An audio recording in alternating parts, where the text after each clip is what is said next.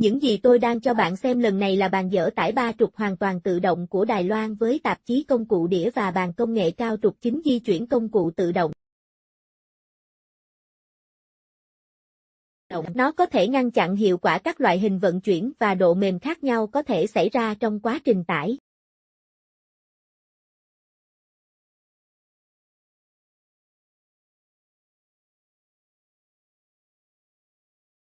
Đánh trống dọc tự động áp dụng hệ thống môi trường tự động quang học độ nét cao.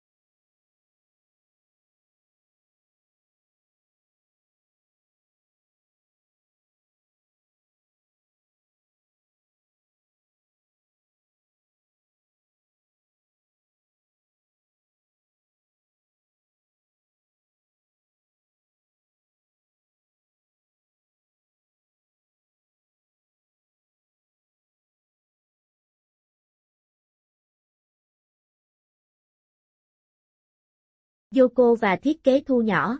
Doanh trại bắt nạt. Khai nạp và dỡ tải tự động là một bộ thay đổi công cụ bị ngắt kết nối.